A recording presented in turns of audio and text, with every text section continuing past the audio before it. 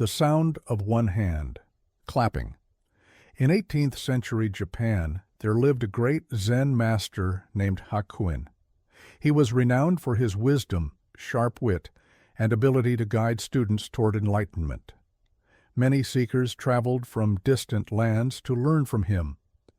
One day, a young monk approached Hakuin and asked, "Master, what is the sound of one hand clapping?"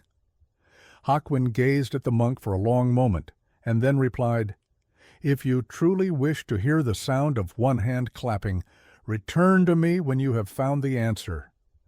The monk was perplexed, but determined. He retreated to his meditation chamber and sat in deep contemplation.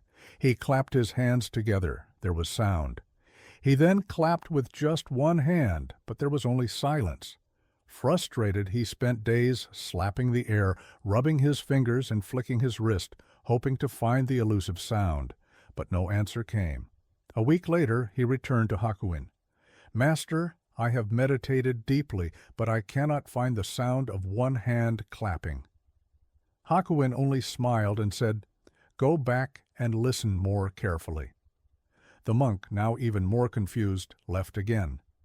He meditated for weeks, listening to the wind rustling through the trees, the distant chirping of birds, the murmur of a flowing stream. He thought perhaps these were the answers, but none satisfied him.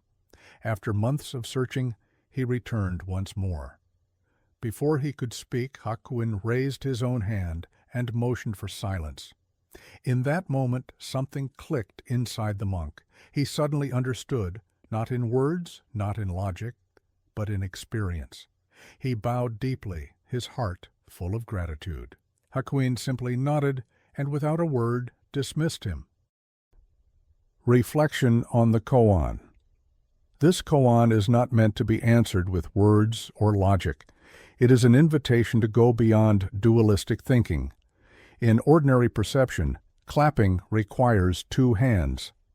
But Zen invites us to perceive the deeper nature of sound, silence, and self beyond conventional understanding. The answer is not something to be spoken, it is something to be realized.